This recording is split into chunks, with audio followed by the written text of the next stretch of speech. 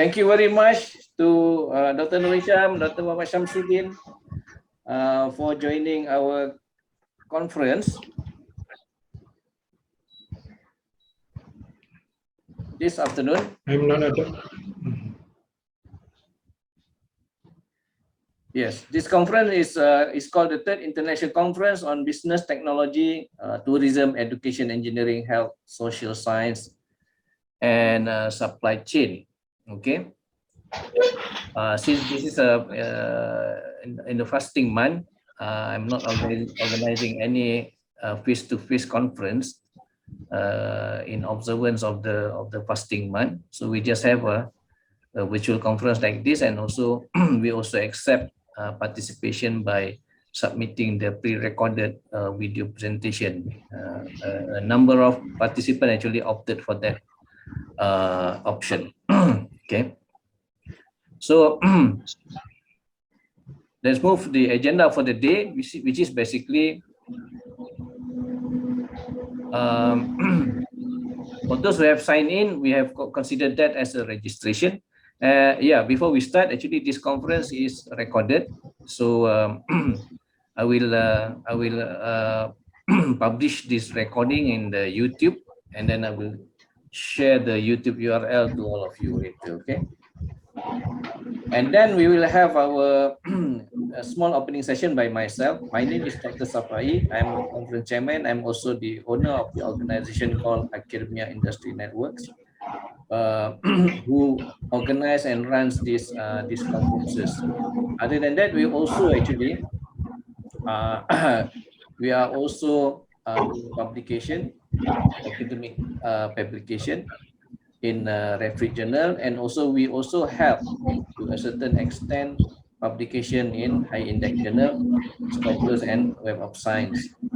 All right, and then at 14:15 we will have our presentation session. Okay, we will have our presentation session. Each of the presenters will be given about 10, maybe at the maximum 15 minutes, and then we will have a question and answers at the end of the session. Okay, so but as usual, we can actually pose our question anytime during the presentation session. Okay, we will allow that and welcome that anyway. Thank you very much. Welcome to Dr. Nur Hisham, Dr. Muhammad Shamsuddin, Nur Ashikin, and Ms. Wong.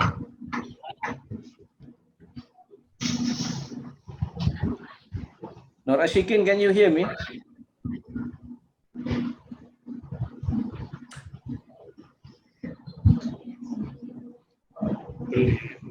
panggil.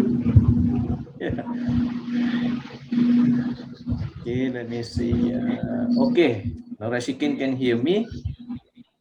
Miss Wong, are you there? Okay, Miss Wong is logging out. Okay, never mind. And then we expect this conference to finish around 5 o'clock or around 5 o'clock. Okay, around 5 p.m. All right. So the next one is basically this is the presentation schedule that we are going to have. Okay, I'm going to share with you the list of the presenters. The first one is Miss Wong Daidi from UPM. Miss Wong Daidi is a Chinese national. I think she is from Chongqing, China. She will be presenting the paper related to medical tourism. And then Nurul Huda informed me that she will not be able to join in. And then the next one is Dr. Siti Hafizan. Dr. Siti Hafizan is not in yet. Oh, you are no. Okay. I represent Dr. Siti Hafizan. Okay, all right. Good. Good thing Dr. Muhammad Shamsuddin joined our previous virtual conference as well. Okay, so it's nice to see you again. Okay, and then Nora Shikin. Nora Shikin is in already from Polytechnic USA Pago. Excuse me, Dr. Shafra'i. Yeah. Actually, no, Ashkin not the presenter. I'm the one will be present. Oh, you will be presenting. Okay, no problem. And also to let you know, I'm not a doctor. I'm just a lecturer. I assume everyone doctor now. Thank you, thank you. Okay, Miss Wang also can be a doctor. She will be a doctor soon, I think. Okay, all right. Tak apa, it's okay. And then Okay. So apa ni, Cik Nur Hisham will be talking about smart switch system to access machine at Polytechnic Tun Said Nasir. Polytechnic Tun Said Nasir is in Pago, I believe, right now. Yeah. Yeah. Yes. Okay. Yeah, di Pago sekarang. Yeah. Okay. And then sorry. The next one is Mehdi Rezai, also not able to join in. He's from Iran. He will be submitting his presentation video. Ahmed Abdul Aziz from Uzbek, also the same. And Muhammad Basenwah, also the same from USM. Okay. So we are left with practically Ms. Wong Daidi, and then Dr. Nur Hisham, and then Dr. Muhammad Shamsuddin on behalf of the Dr. Siti Hafizan. Okay, only three. We have only three presenters actually. Okay. So what next after this virtual conference? Okay. So as I mentioned earlier, this virtual conference is recorded and will be posted in YouTube. I will share the URL to the YouTube to all of you after the conference, maybe tomorrow. And then secondly, e-certificate, okay, e-certificate in the form of PDF will be emailed to participants who register as we don't have face-to-face for this conference. For e-conference or virtual conference like we have like what we're having today, and also for those who submitted their pre-recorded video presentation. It's around within a week after today, okay? But normally we provide that within a couple of days, okay? And then the presentation video will be published in YouTube channel. For those who submitted their pre-recorded video presentation will be published in our YouTube channel. And then we'll share back the URL to the respective participants. And then the next one is the publication of the conference proceeding book and publication of your papers in our referee journal. So publication in conference proceeding book is, we normally commit that within 1 month from today. And publication in journal or journal publication of your papers will be around 3 months from today. But that is also depends on the on the date of our conference. Like today, our conference is on the 23rd of April. So all of our journals, referee journal, publish 4 times a year. Yeah, March, June, September, and December. So we already passed the March 2022 issue. So the next issue that we will be publishing is June 2022. So your papers will be published in June 2022 issues of the respective journal. And the journal is actually depending on the research area of your paper. Okay, if your paper is engineering, then the paper will be published in our engineering journal. If your paper is social science in nature, so will be published in the social science journal respectively. All right. Okay.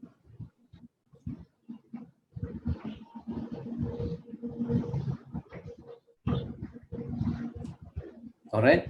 What you see in the screen right now is that basically the certificate that the e-certificate that will be I'll be emailing you later after this conference will look something like this. Okay, something like this.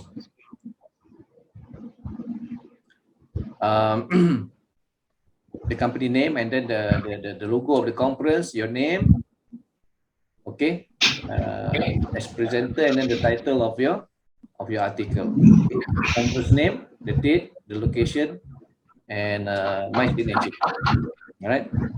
We also have a company seal at the bottom right hand corner. Okay. For those who have submitted or who are submitting their pre-recorded video, we are publishing that into our YouTube channel, so it's going to be looking something like this. You know, the title, the name of the presenters, and so on. And then at the description here, or over here, is actually extract that I copy from your abstract of your papers. Okay, that explains the content of the video. All right.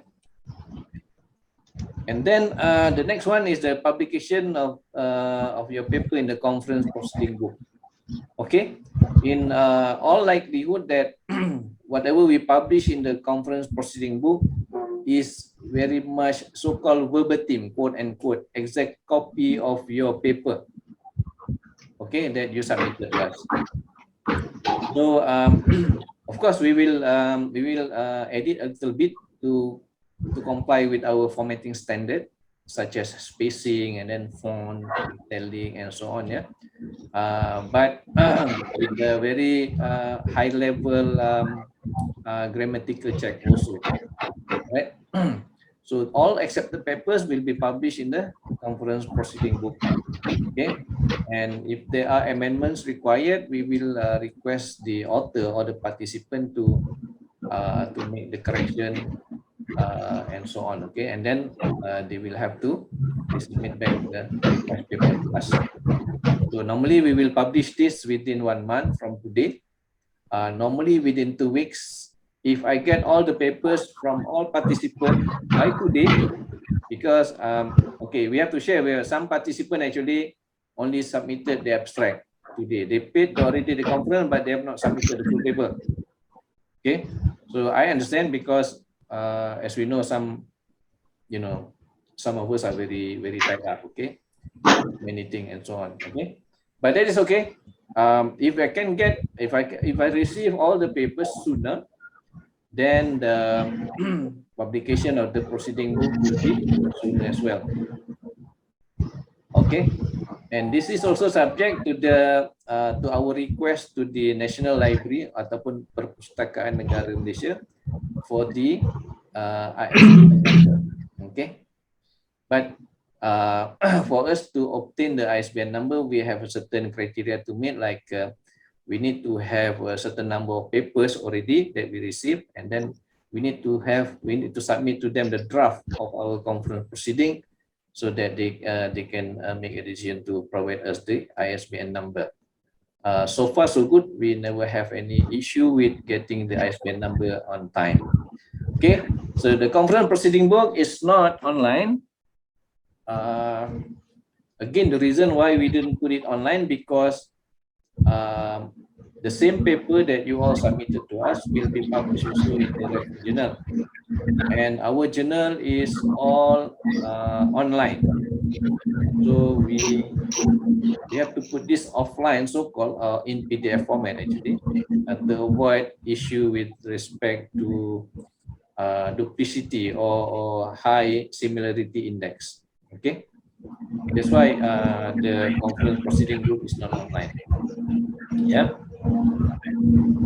and then the proceeding book is looking something like this. Okay, for those who have attended our conference, submitted our papers and so on to us, have seen the proceeding book, quite familiar with how the proceeding book look like. So we have the title. This is an example that I extract from our previous conference, and then we have the copyright page, and then the prakata or preface page, and then the abstract. Abstract is a simple explanation about the proceeding book, and then the table of content. Okay, the title of the papers in ascending order, alphabetical order, table of content, and followed by all the papers that you submitted to us. So the standard looks like this similarly, okay? The font for the title is 16, okay? And then the name of the author is 12, and then below that the affiliation, and then the the name of the corresponding author in font 10, and then the abstract and the remaining are all in font 12, okay? Tables, graph, chart, and whatnot are all in font 10. Font size 10, but at the same time also we use Times Roman. Okay, so the next one is publication of your paper in the referee journal. Okay, so our commitment is to publish within 1 to 3 months, depending on the conference deadline. So for instance, for today's conference, the paper will be published in June. Okay, that is about maybe 2 months roughly from today. And then we also inform that all our journal are indexed by the Malaysian Citation and Informatics Center, and they are provided with the EISSN number as well. Okay, the journals are online, and then once we have already published in the journal, we will provide the authors the URL to access and check the respective paper upon publication. Okay. From my experience, many authors and many participants actually requested to revise a bit of their paper. So normally we allow them about 1 week. We will send notification to all of you. If you wish to make revision, then we will provide you the draft paper that we have already formatted according to our publication standard. So you make all the changes, revision in the formatted draft paper, and then once you're done, you email back to us, and we will incorporate the version in for publication in the referee journal. Okay. And these are the list of the journal that we have currently in the referee journal. It covers almost all areas, most popular areas basically. Okay. Let's say somebody has a paper related to health management, for instance. I don't have health management or health related journal at this with me, but I can actually publish that in other journal that belong to my colleague or my friend. Okay, you still get it published also in the health management journal. Okay. Health management is not a popular subject. I rarely receive a high volume of papers related to health or statistics for that matter. So what I have are those research areas that are most popular among the researchers. Yeah. Next. We also provide some service for publication in high index journals, specifically in Scopus or Web of Science. So normally, according to our commitment, is between 3 to 6 months. Again, that also depends on our partner editors. Sometimes they can actually do this earlier than 6 months to get it published. Sometimes they take longer. I experienced some occasion during the pandemic time last year, where the publication took more than 1 year actually. Okay, so that happens. But in some instances, they actually can do it earlier than 3 to 6 months. Okay. So normally what we do is our panel reviewers or our editorial board will review all the papers submitted to our conference. All right. And then we will recommend for acceptance. We provide acceptance. Very few or rare that we have papers actually we decline. But there are also occasions that we ask the authors or the participant to rewrite the paper a little bit so that it is at least meeting the minimum requirement as a research paper. All right. At the same time, the editorial board also will earmark, okay, few papers that they believe have the merits of meeting the have the criteria to be published in the high index journal. Okay, so once we do that, once we have already selected those papers, we'll immediately notify the author or the authors within 2 to 4 weeks. Okay, of of our recommendation. So it depends also. Some authors do not wish to publish in Scopus, so which is fine. And then because publication in Scopus incur additional charges. Okay. And then if this paper, the author accept or the author wish to publish in Scopus, we will not publish the same paper in our referee journal, okay? Because we also want to avoid issue with similarity. Our journal is online and Scopus journals are mostly online, so we do not want that to happen, okay? So if the paper are bound for Scopus, we will not be published in our referee journal, okay? Right now we have these two in our radar. One is Journal of Legal, Ethical, and Regulatory Issue. This is the Scopus Q2 journal. The other one is International Journal of Early Childhood Special Education, which is indexed in Web of Science. I think it's emerging ECSI, something like that, because in Web of Science there are several index. Okay. So these two we are currently focused. If depending on the feedback from the editorial board, maybe we have 1 or 2 papers that can be published in either one of these two journals. Okay, in summary, as far as publication is concerned, publication in conference proceeding book, that is within 1 month. Normally we can do it within 2 weeks or probably less than that, depending on the capability of us basically receiving all the full paper from the participant. Secondly, publication in referee journal, which is within 3 months, depending also on the submission of the full paper to us, depending also on the date of our conference. If the next publication is June 2022, for instance, for those papers submitted in our conference, say for instance in May, that we schedule in May, then probably it's within 1 month you get your paper published in our June 2021 issue, right? And then Scopus journal, I just mentioned that we will select and we offer for publication, subject also to the relevance of the research area, depending on the Scopus journal that we have at the moment. Okay.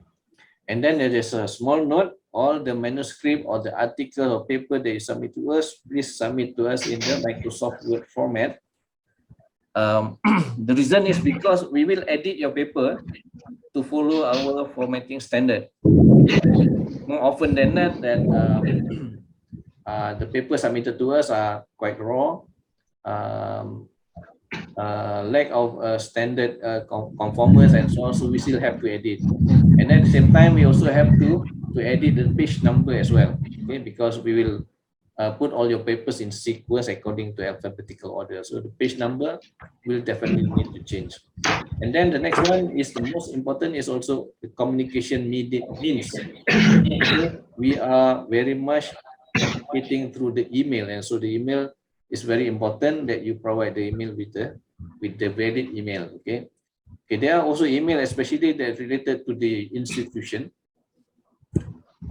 They have a limitation of receiving like 10 megabyte of data from their email. Okay, sometimes we attach large file, sometimes there's a media file that is quite large in size. So maybe the email will not get through. So, but it's still okay.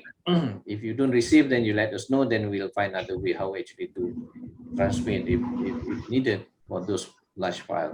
Yeah. All right. So the next one is our upcoming conferences. We have quite a number that we have already published in our conference website up to September 2022. Okay. So today we have BYTES 2022, and then 1 week after Hari Raya probably, then we'll have the following conference. We have roughly about 2 conferences a month, depending on the date, and we have published in the internet up to September 4. That is with our conference in Penang. All right. And our conference basically around 4 venues in Kuala Lumpur, in Penang, Putrajaya, and Langkawi. All right. So we take turn. If today we have KL, then the next one will be in Penang. The next one seems to be in KL again because the conference, the same conference actually that we have last time for this METAC is actually held in KL. Then Langkawi and then Putrajaya, Penang, KL, Langkawi, Putrajaya, and Penang. All right.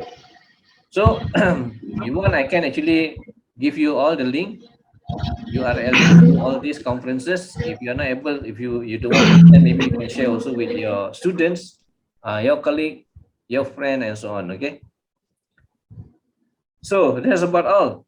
That's about all. Is there any question with respect to the discussion point that I raised with you? No. Okay. No. Okay. Okay. I hope it is clear. Thank you very much. So now we move with the presentation session. There's a request from Ms. Wong to present early because she has to go. She has something important to do, you know. So I've scheduled as such. Let's go back to the presentation. Yeah, there will be 3 of yours, and then Ms. Wong, and then Dr. Muhammad Shamsuddin on behalf of Dr. Siti Hafizan, and then Encik Nur Hisham on behalf of Nur Ashikin. Yeah? All right then. Yeah. So let's start with Ms. Wong Daidi from UPM. The title of a paper is Factors Influencing Medical Tourists to Seek Medical Treatment in Klang Vedi and Malacca. All right. So ready now, Ms. Wong? Okay. All right. I will have to unshare mine first. Let me stop sharing mine. Okay.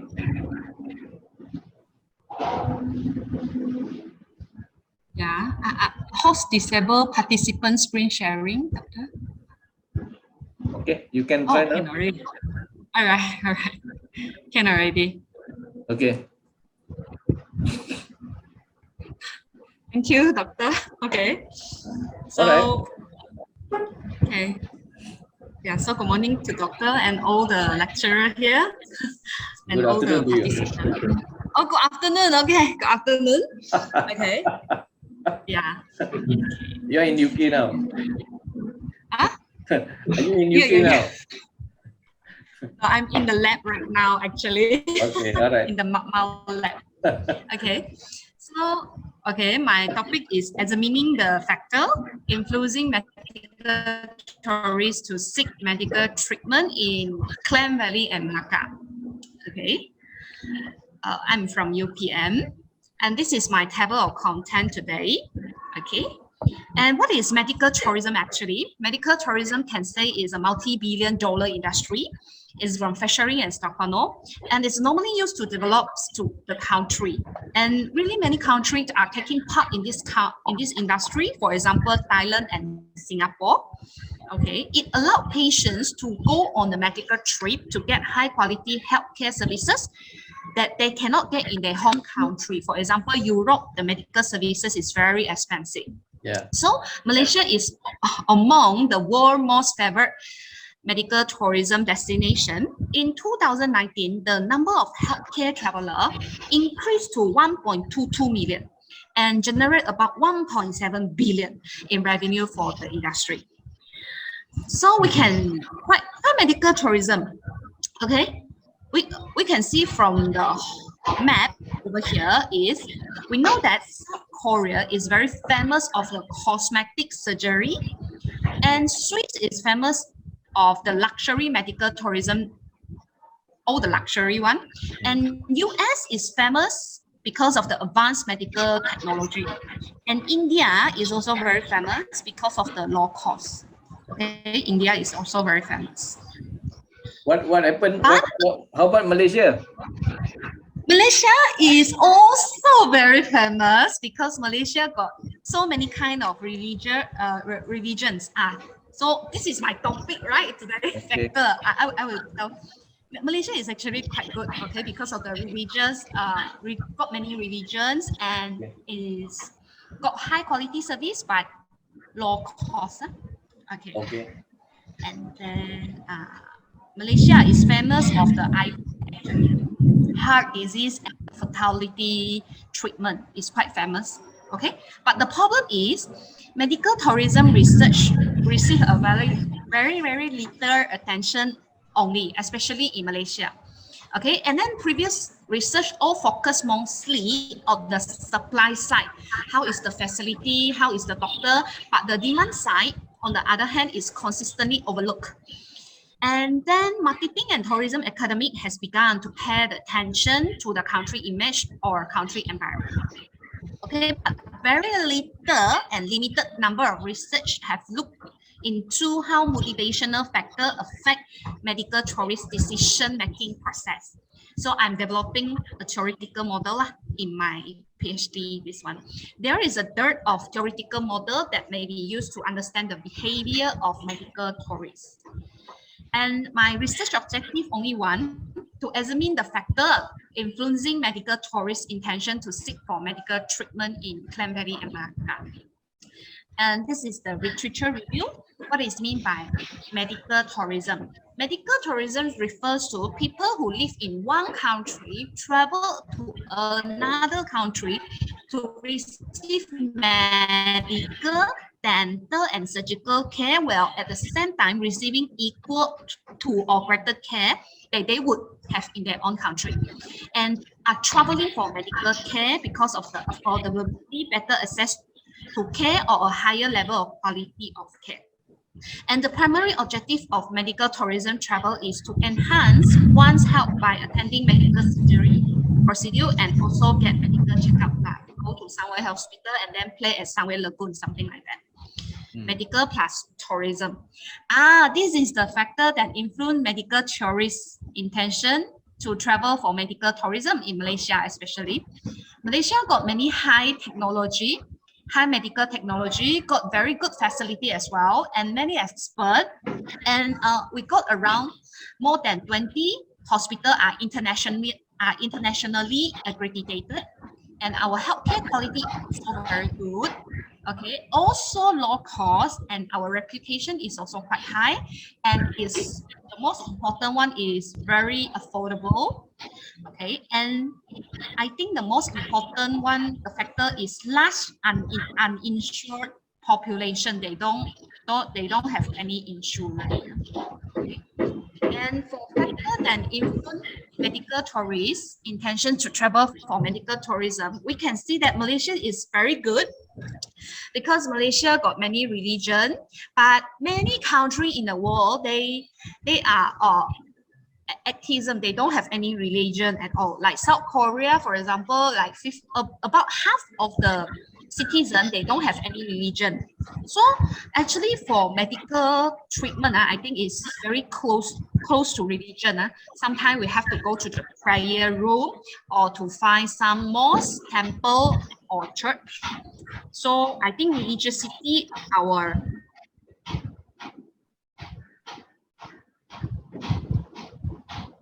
Singapore is one of the top medical tourism packages. Okay, and then we go to And of course, lack of insurance coverage.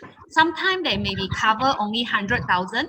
So in their own country, there is not enough, then they have to come to Malaysia. Okay, and the theory that we use, that I use in this one is theory of planned behavior.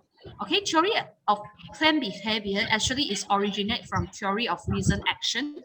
Okay, by Eisen. Okay, and then the first one is attitude and behavioral intentions. Means how they think, like a person, how they think. Attitude refers to a way a person act as a reflection of how they think about a certain type of behavior. If they think Malaysia is good, then they will come. Okay, so if in the context of medical tourism, medical tourists may be more likely to participate in medical tourism if they have positive feeling about medical tourism and think the result of their medical tourism activity will be good. Okay, so it is hypothesized that there is a positive relationship between attitude and intention to visit medical tourism in Klang Valley and Malacca. The second one is subjective norm and behavioral intention. Subjective norm is like the friends and family like that. So subjective norm are about how social pressure make people behave in a way that is acceptable to other people. And then in the context of medical tourism, some researchers found a positive relationship between subjective norm and intention to engage in medical tourism. But however, subjective norm were found to have a moderate effect in one study conducted by Shaw et al. Thus, the author hypothesized that there is a positive relationship between subjective norm and intention to visit medical tourism in Klang Valley. And the last one is perceived behavioral control and behavioral intention. Okay, perceived behavioral control indicates that it's like, can I do it? Okay, they really can come to Malaysia or not. Okay, individual perceive ease or difficulty in demonstrating a particular type of behavior. So in the context of medical tourism, some scholars inform a positive relationship between perceived behavioral control and visit intention to a medical destination. However, Shaw et al. Report that perceived behavioral control has the least effect. Okay, therefore, it is hypothesized that there is a positive relationship with medical tourism in Klang Valley. My hypothesis is, okay, the first one is destination, environment, and intention to visit. Okay, so therefore, many people come to Malaysia because Malaysia is a friendly country. Potential medical tourists evaluate country not merely based on the medical and services, but also on their economy and political stability, safety and security, and technology innovations, which can be referred to destination environment. In the context of medical tourism, the destination events have the greatest positive effect on tourists' intention to travel to a destination for medical purpose. So it is hypothesized that H4, there is a positive relationship between the destination's environment and the intentions to visit medical tourism in Klang Valley and Malacca. Okay, and tourism destination, Malaysia got a lot of tourism destinations, for example, like Redang Island, Genting Highland, Cameron Highland, really a lot. Okay, like Kota Kinabalu also. The availability of tourist attraction is a critical factor to consider when selecting a destination for medical tourism. Because medical tourists have the opportunity to travel during their stay in a host country. However, there were inconsistency found in previous study. It is hypothesized that H5, there is a positive relationship between tourism destination and intention to visit medical tourism in Klang Valley and Malacca. And the fourth one is medical tourism cost and intention to visit. Medical tourism frequently make price comparison before deciding on a destination that offer reasonable price medical services. Lower treatment costs become the factor that attract tourists to come for a destination for medical tourism. Therefore, it is hypothesized that there is a positive relationship between medical tourism costs, and intention to visit medical tourism in Klang Valley and Malacca. And the fourth one is quality of facility and services and intention to visit, which is the most important one. Can I interrupt? Huh? Yeah, sure. Can I interrupt? Yeah. Your hypothesis 6, yeah? Yeah. You say there's a positive relationship between medical tourism cost and intention to Yes. visit. So Yes. if you're saying it's positive, if the cost is higher, does it mean that the intention to visit is small? Yeah, it means like that. Yes, correct. Like for example, US, a lot of US people don't want to do the medical treatment in their own country because the cost is too high for them. But Do you say that the hypothesis 6 is saying that there is a negative relationship? Because negative the higher relationship. the cost, the less intention to visit. The lower the cost, the higher intention to visit. Yeah, but this one is very accurable because when I do the survey, not many people looking at this. They looking at this more quality of facility and services. Good question. This is very good question. Like for example, Indonesia, a lot of Indonesia come to Malaysia because of higher medical costs, but they think Malaysia have a high quality of facility and services, so they come to Malaysia. So this one, not necessarily true, but like got medium cost, not too high, not too low. But that's okay. It is your hypothesis. So we are saying that if the cost is higher, the intention to visit is more, right? Because, like you say, because of the belief that when the medical services is associated with the cost, we always have this impression that the higher the cost of that medical services, the better quality that the services is going to be, right? Yes, correct. Correct. Okay, never mind. Let's see from the result of your data. Okay, sure. Okay, so so actually, when choosing a hospital, the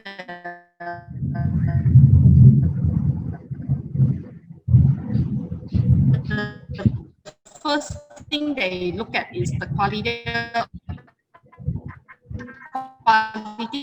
of facility and services. Okay, it should be more crucial than the service provided by healthcare staff. I think you have audio is not quite good, you know. Favorable relationship between a service qualities that there is a positive relation tension to visit medical tourism in Klang Valley and Malacca. No, maybe off the line, is it? Now is it okay? Yeah, no, okay. Audio, huh? Okay. Now okay a bit, huh? Okay. Okay, because I at the highest floor right now, maybe I don't know. Theoretical framework, so we know that attitude, subjective norm, and perceived behavioral control influence the intention, and intention influence the behaviors. Okay, right now, medical and tourism industry also influence the intention, destination, environment, medical tourism cost, and quality of facility and services also influence the intention. Okay, and then this is my finding. Okay, based from the 400 respondents, this one typo a bit, is about 315 are male. So it is about 80%, 78.8% are male. And then we can know that mostly of them, about like 78.8%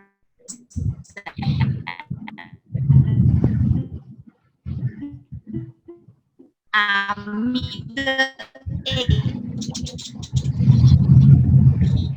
people. Bad line, I think. 30 to 49. Okay, 30 to 49, middle age people lah. And for married, 54.3 are married. Okay, and then but surprisingly, can know that about 85% are Indonesian, are from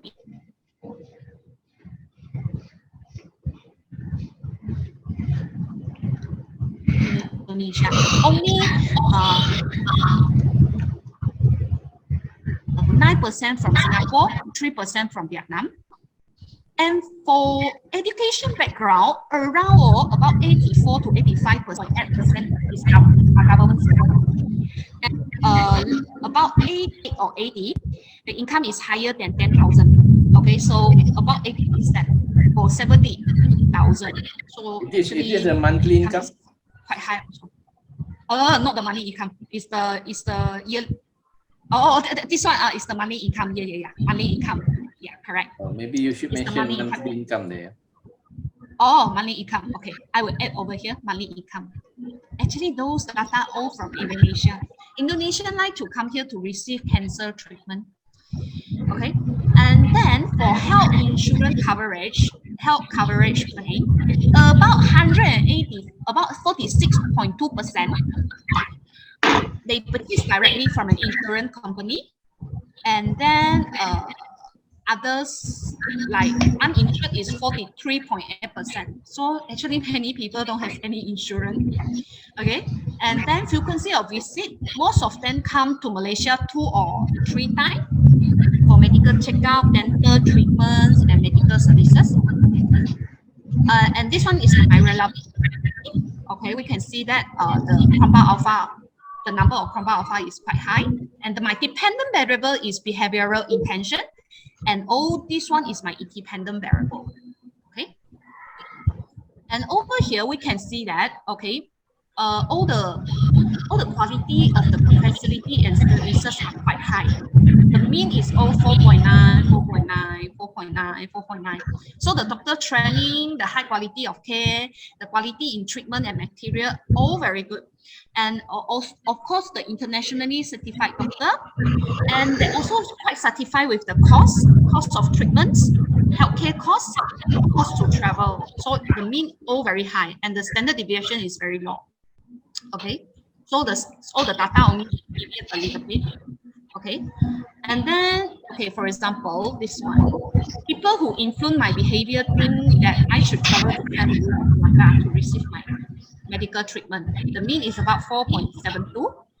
Okay, I would travel to Canada, America to receive my medical treatment because many of my friends have already traveled abroad to receive medical treatment. It's 4.69. So the mean also very high. Okay, so this one is the mean and standard deviations for subjective norm, friends and family. And this one is the mean and standard deviations of attitude is about 4.45, 4.39, 4.44. And they predict they should come to travel to Klang Valley and Malacca. And this is the mean and standard deviations for perceived behavioral control.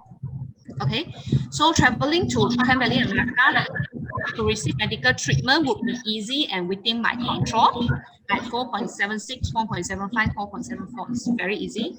So all very high. And the last one is traveling to foreign country to receive my medical treatment would be a great idea.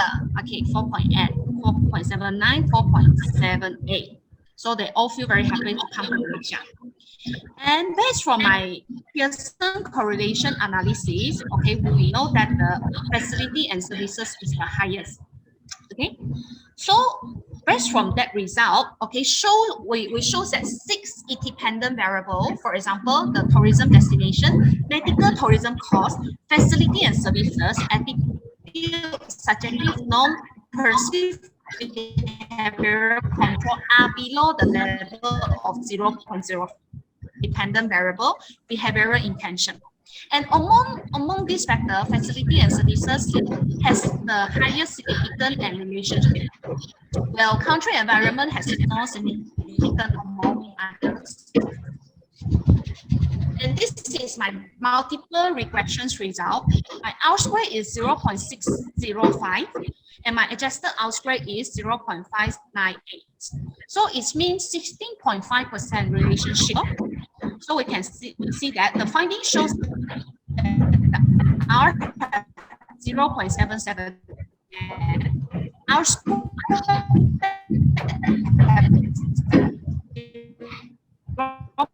0.605, where of ANOVA result, it shows that the degree of freedom is 7, F value is 85. 0.67 and it is significant at P at 0.000 level. The findings suggest that out of 7 independent variables, 4 independent variables were found to be significant at 0.05 level. The 4 variables, quality of facility and services, P equal to 0.014 or 0.000. Medical tourism cost, beta equal to 0.191, P less than 0.005, and the quality of 0.327, P less than 0.05 was found to have a significant positive relationship of medical tourism intention to visit Klang Valley and Malacca. Subjective norm, beta equal to 0.1, less than 0.005, and perceived behavioral control, beta equal to 0.572, P less than 0.005 was found to have a significant positive influence on the intentions to visit Klang Valley and Malacca. And out of these 6 hypotheses, we can see this one is supported. There is a positive relationship between medical tourism, cost and intention to visit medical tourism in Klang Valley and Malacca supported. And there is a positive relationship between quality of facility and services and intention to visit medical tourism in Klang Valley and Malacca supported.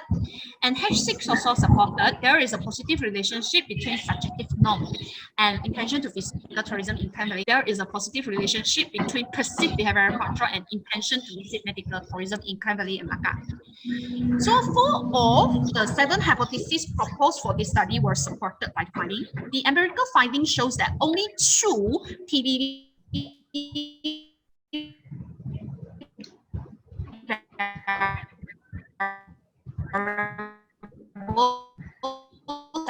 if not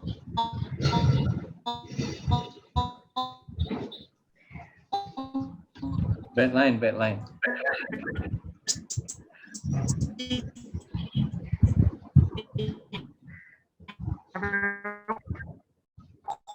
We lost you. Have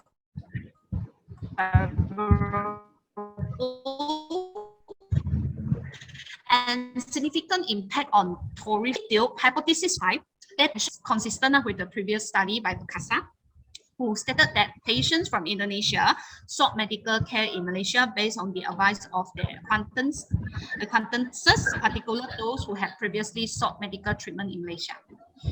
And the findings, hypothesis 7, beta equal to 0.0572, also demonstrated the people perceived behavioral control were linked to their intentions to travel for medical treatment. The findings suggest that those who think they lack the knowledge and information about medical tourism, as well as believing that traveling to a foreign nation for medical care is out of their control, are less likely to engage in medical tourism. This finding contradicts those of prior medical tourism research which found no significant link between behavioral control and intention to participate in medical tourism. So this study is also contrast with other study and did not find a positive relationship between country environment and behavioral intention. The majority of the respondents are from Indonesia and share similar cultural, language, and religions. Therefore, country environment was found in this study. Okay, medical tourists consider the facility and services provide a cost important component, which increases the likelihood of visit intention. This study is consistency with the finding reported by Abu Manaf, Hussein, Qasim, Alavi, and Dahari, where the study shows the medical tourism costs are not the most important factor. Perhaps because the majority of the Indonesian medical tourism seeking better quality treatment and costs are not so important. Implication of the finding, theoretical implications, the finding of this research found that attitude does not have statistical intention to visit medical tourism in Klang Valley and Malacca. This is something quite interesting compared to previous study. Nonetheless, the majority of previous results establish a link between attitude and behavioral intention. The discrepancy of the finding pointed to a shift in medical tourism attitude on medical tourism. The favorable country environment of medical tourism locations, according to the study finding, would increase the level of intention to visit that destination. Okay, so this finding provide additional justifications to the finding of a few existing research on the impact of a country environment on tourist behavior intention. And of course, okay, our practical implication is a favorable country environment can add a particular hospital in increasing potential medical tourist intention to travel to the destination for medical treatment. To promote a most favorable image of country environment, government should enhance economy, political, social, and technical circumstances, as well as safety and security in the country. Hospital marketing manager can also advise the potential tourists about the high quality treatment processes and innovative medical technology that can accessible in the hospital. Meanwhile, destination marketer and hospital should spend money to upgrade and promote tourism infrastructure and medical tourism services. The finding of the study may be used as a reference by some academics in the hotel industry and those involved in hospital administration to better understand how the quality of facility and services has a significant impact on international medical tourism. This is my research limitations and suggestions for future research. Because the study scope was limited to Klang Valley and Malacca only, implying that the findings are restricted to in their generalizability. Future study may incorporate other medical tourism destinations to make a comparison. Data was collected from Asian respondents only, and majority of them are Indonesia, 85%. Future research should collect data from more countries so that it offers valuable evidence for comparison for cultural differences and country of origin in medical tourist behavioral intention. This study did not consider if participant behavioral intentions differ depending upon the type of health condition or disease they were suffering from. Future research that take into account the aforementioned variable may yield different results. This study is quantitative in nature. Future study should consider qualitative research to better understand the underlying factors influencing the behavioral intention. Future research might look at the influence on the current pandemic caused by COVID-19 or medical tourist intention to visit Klang Valley and Malacca. Yeah, that's all from me. Any question from the floor? When did you get the data? When did you collect the data? When did I collect my data? I think it's around last year. Is about September to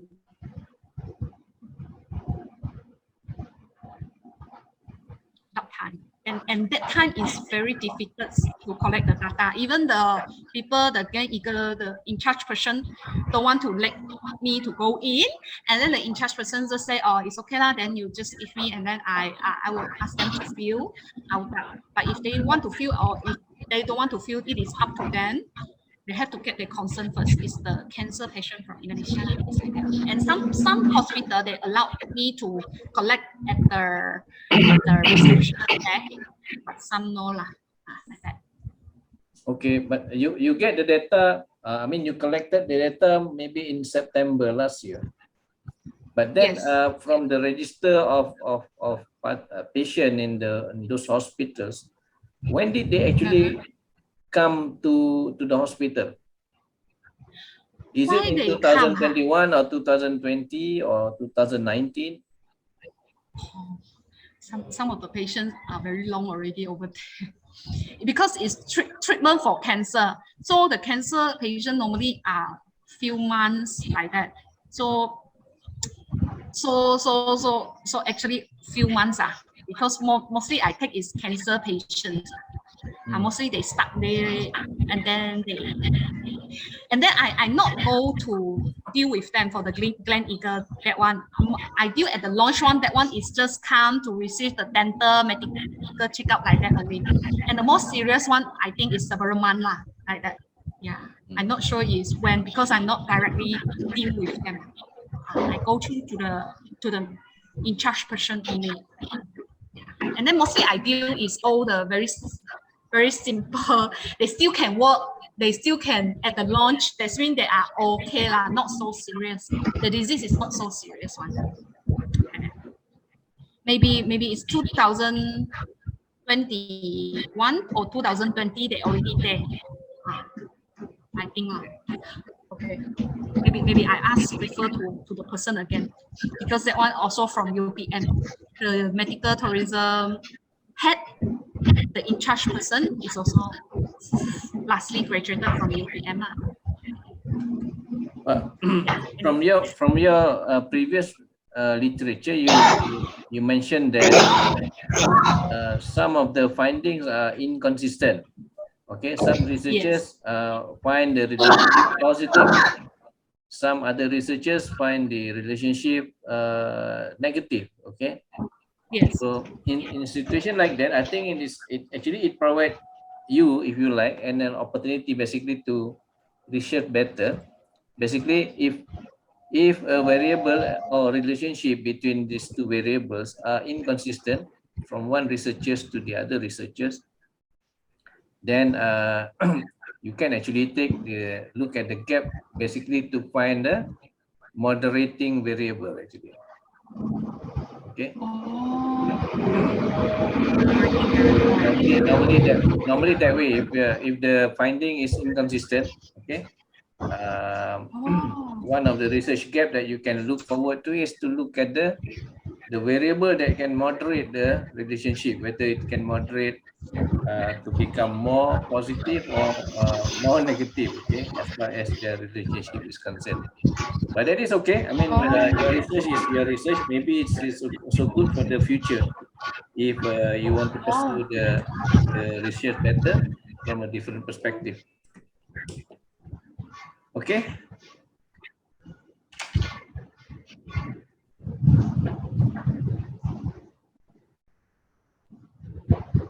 Is there any other question from Dr. Nurisha? Ada soalan? Oh, tak ada. Ada soalan ni? Buat masa ni tak ada lagi. Cuma saya dapati tadi dia Wong menekankan berkenaan dengan religious. Ya. Kan masa dia tu menjadikan Malaysia ni satu pilihan. Tapi advantage ataupun disadvantage berkenaan religious tu macam dia tak kembangkan. Yes, betul. Dia tak maybe Miss Wang, can you hear us? Yeah, correct. Saya pun nak dengar juga cerita-cerita, mana tahu ada maklumat Yeah. berkenaan dengan benda-benda yang superstitious ni. Okay, that you mentioned about many variable actually, that is many factors influencing the intention to travel for medical tourism. Yeah? One of it is religious. One of it is religiosity or religion. Correct. Okay, and you're saying that one of the factors that make people come to Malaysia for medical tourism is religion, because here we practice multiple religion, like But in your hypothesis, did you mention religion as one of the factor or one of the variable? One of my variables. Oh, okay. Good question, this one. I actually put all these factors in my questionnaire. Or my hypothesis. My hypothesis I didn't put. I straight away like included already under this one. 1, 2, 3, 4, 1, 2, 3, 4, 1, 2, 3, 4 like that. It's included inside. And the religion I put in my questionnaire, something like that. I didn't like put. Does it fall in any of these variable? It is actually include inside. For example, in the facility, quality of facility. For example, the prayer room is also a facility like that. It is like include inside like that. If don't have one thing like that And this one is my factor. you means you want one come No, up no, like no. that Because you mentioned in your in your earlier slide that one of the main factor is religiosity or religion. Yes. Correct. So if that is big enough, basically religion can be one variable by itself actually. That Yes, correct. one of the factors, but it is not actually specifically mentioned as religion, but you probably put it as a sub variable for another bigger variable actually. Yes, just very sub only. Yes, correct. So Because this one is it's also up to you. If you want to change, you can. If you don't want, it's also up to you. It's your research. okay. Okay, but maybe this is also another opportunity for you to come up with another research paper and focus on religion and so on, you know, and maybe you can find moderator variables and so on. So that will be another potential research paper. Yeah. Any question? Dr. Shamsuddin, another question? Thank you. Dr. Shamsuddin, very engineering, so this subject is not very much related to your subject of interest. So okay, thank you very much. The things that I do curious is all those factors in your study, all those attributes that you define in your study that you put in the questionnaire.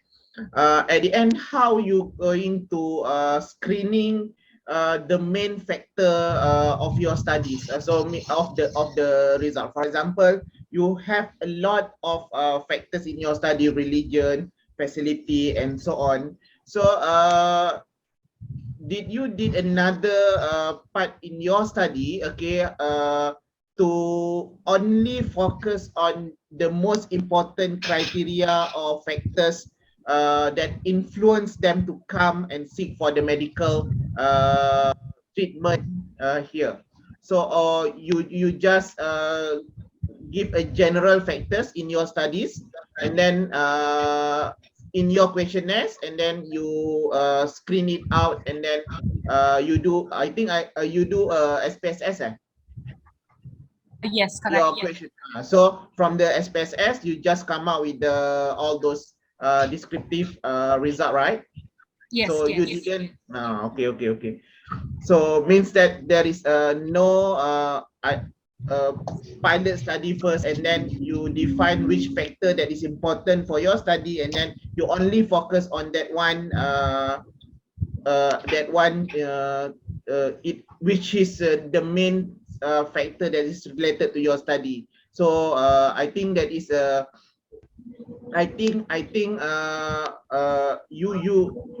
my idea is you have to focus on a few factors that is the most important factors that affect the results. Okay, so because the first one, maybe we do the screening process, and then after that normally we will come up with the most important attribute that contribute to the influence of them to come and visit us in Malaysia for seek for the medical treatment and so on.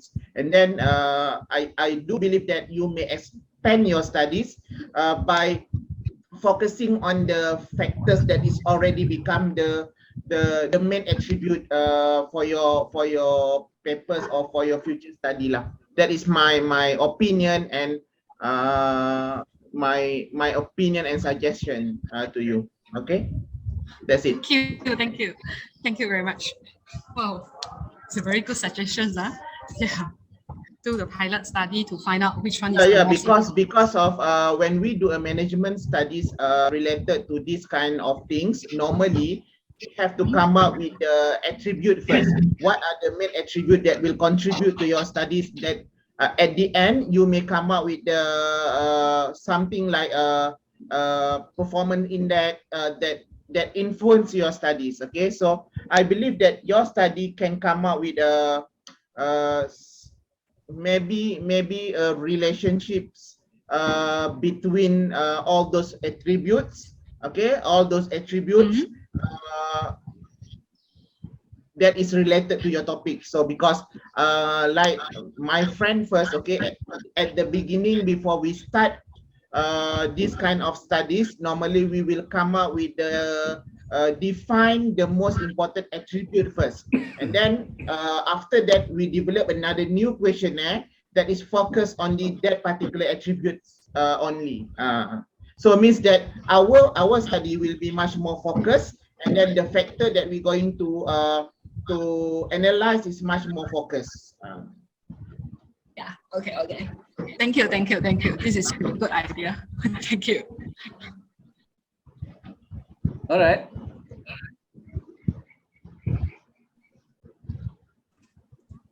Anything else? Okay, that's it from me.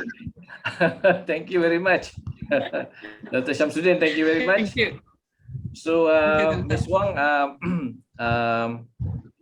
do you have anything to add? I don't have anything to add. Thank you for the precious advice. Thank you very much. Okay. Okay. If you have the time, you can actually incorporate those suggestions. If they are easy actually to incorporate, because your paper has been written extensively. Otherwise, maybe it is also an opportunity for you to come up with another research paper. Okay, considering all those points raised by the floor. Okay. So with that, thank you very much, Ms. Wong, Daidi. I wish you all the best in your future undertaking. I hope you can come back again and join our future conferences. All right.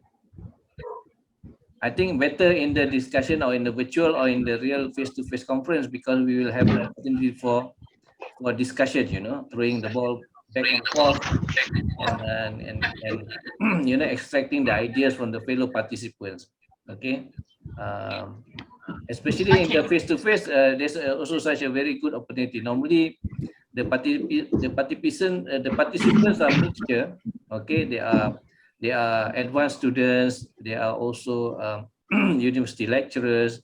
They are professors also sometimes. You know, so these people come with a lot of experience and as part of their background. So try to take their advice and recommendation. You know, it might be very, very, very important. Okay, so thank you very much, Ms. Wong, for participating in our conference. You said that you want to leave early. You can stay until such time where you think you want to leave, no problem at all. Okay, so thank you very much. Okay, I will call the next one. Siapa the next one? On behalf of Dr. Siti Hafizan lah. Dr. Muhammad Syamsuddin lah.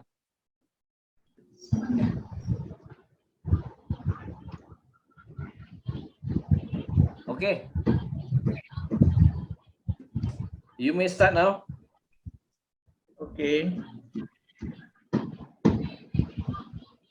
Okay, Assalamualaikum warahmatullahi wabarakatuh, and have a very good day to all of you guys. Okay, so on behalf of the team, so I will present our research.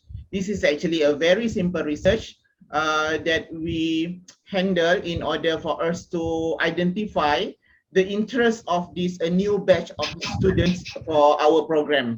So actually our team is Dr. Siti Hafizan Hassan, and then Madam Nuraini Tutor, me myself, Dr. Muhammad Samsudin Abdul Hamid, and also Dr. Muhammad Faizal Paki Muhammad Latif, and also Engineer Zulfairul Zakaria. So we are from School of Civil Engineering, College of Engineering, University Teknologi Mara, Cawangan, Pulau Pinang.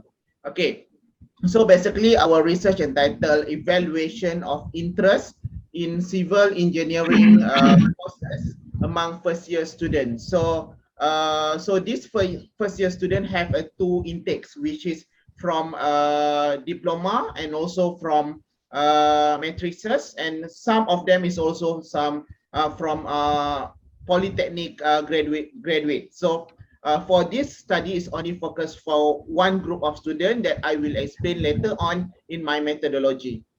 Okay, so basically my presentation outline will consist of introduction, literature review, methodology, result and discussion, conclusion and references.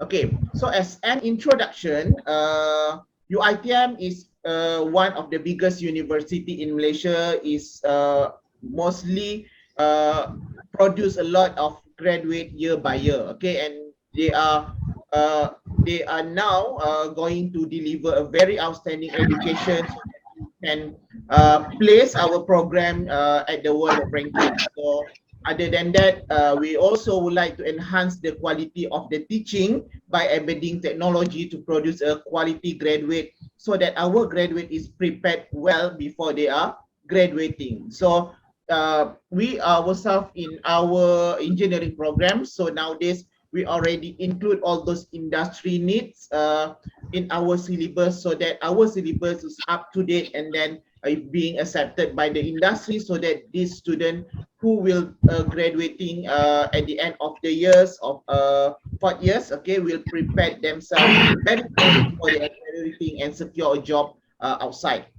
So basically, this is the things, the problems that we face in engineering courses, where range of the curricular reform attempt within the engineering education community, some of it is not up to date. So this engineering education students must be trained so that we may produce engineer that is capable of developing problem solving abilities and in inventive thinking, because this young generation, we know that they are really exposed with the technology, but some of them have very low confidence in communication, in problem solving and inventive thinking and so on. So we as an educator have to think how we going to implement these kinds of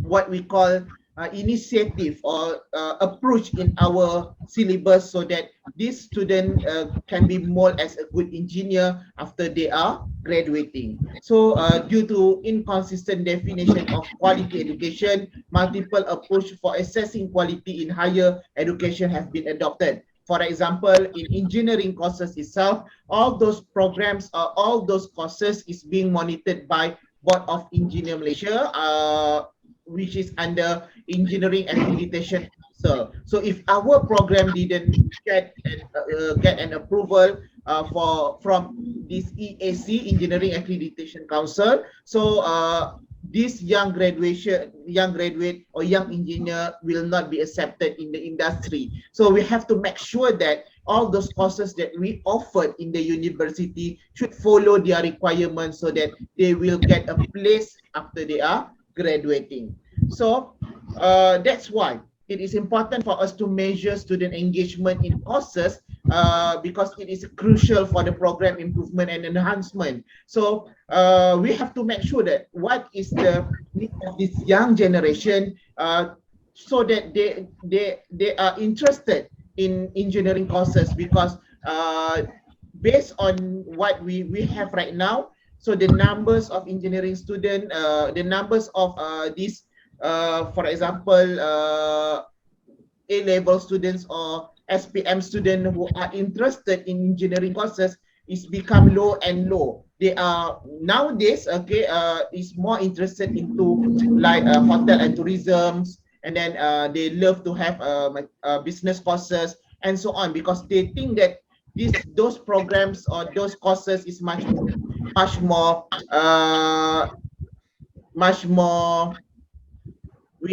shining in terms of the opportunity for them to get a job in the future compared to engineering courses. So day by day, we have problems on the numbers of students being applied for engineering courses. So we have to examine either the subject that we offer or the courses that we offer here in UITM itself, for example, is meet their needs or not. So that's why in this study, we are going to obtain these two objectives. The first one is to evaluate student level of interest and the effort given towards courses in Bachelor Degree of Engineering Honours Civil Infrastructure EC221 program.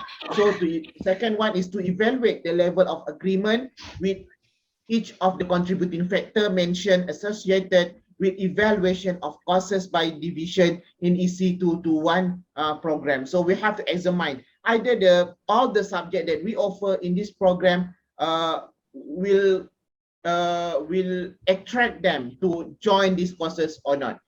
Okay, so as a methodology, so basically this is a very basic study. So we do a questionnaire. So before that, we have to do a pilot study. In the pilot study, we do some literature review about these two important things in education, which is compelling learning experience in engineering education. Second one is about the learning orientation. And then from this literature review, we come out with the questionnaire, which is divided into 3 parts. The first part is about the demography of the student itself. Second part is to answer the objective 1, and then the third part to answer the objective 3. So and then we come up with the analysis using SPSS, and then we analyze the result about the level of interest to the courses and also the aspect contributed to the interest in the courses, so that we will examine why these students interested to the certain topics, certain subject compared to other subjects. Okay, so as a part of the literature review on the compelling learning experience in engineering education, so we know that this engineering education has changed to a better prepare graduate for the challenges of the 21st century. So previously we use a whiteboard, we use a marker pen to draw the diagram and so on. Nowadays we already changed because this COVID-19, we have to use a technology to do a teaching and learning. So how we going to because nowadays it's much more challenging because of how we going to attract the student during the online classes, so that they are not bored and then they feel that the courses that they attend is really interesting and it is really made them become an engineer in the future. So in response to the national and worldwide request for reform, so engineering education has changed in various ways that benefits student learning. One of the most significant reaction has been increase of the team-based or project-based activities, so compared to theoretical 100%. So if we have a look on the result in the futures that I would like to show to you, so most of the student is interested in laboratory subject compared to the theoretical subject. Why, I will explain to you later on. So however, current evaluation of engineering education indicate that substantial improvement are necessary to equip engineering graduates to handle the 21st century difficulties, and then compelling learning experience promote deep understanding structure around essential idea and fundamental principle, technical and professional skill development, and application of information and skill to issues faced by working engineer. And then many learning theories allow to deep method of learning that lead to profound grasp of the domain ideas and the principles. Okay, second one is about the learning orientation. So students believe in learning and what they aim to accomplish via higher education are inextricably linked. So the term of learning orientation is referred to all attitudes and goals that characterize an individual student's interaction with a course of study and the university. So the set of the objectives serve as a personal context for each student learning. So we have to make sure that the learning orientation should be attractive to the student and keep changing year by year, depend on the situation and so on. So historically, goal orientation theory has concentrated on student views of why they are attempting to do something in academic context, with most research focusing on task and ability objective, because the young generation nowadays have their own eager in what they would like to do in their studies. So they are not the followers, but they are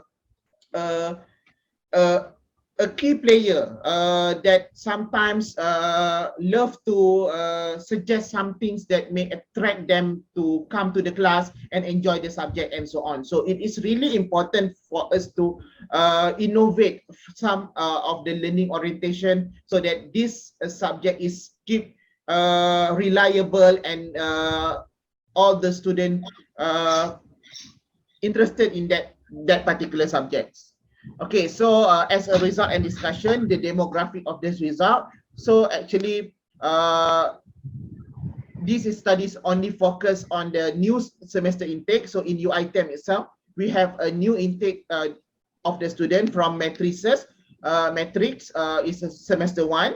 Okay, from diploma intake semester 3, and some diploma intake is straight away to the semester 4 because credit assumption. So if we have a look on the figure 3 over there, so it is explaining 2 batch of the intake. which is matriculation and polytechnic. Some of the most of them will enter to the semester 1, and then for the penerapan UITM, which is from diploma, they will be straight away to semester 3 or semester 4, depend on the credit exemption.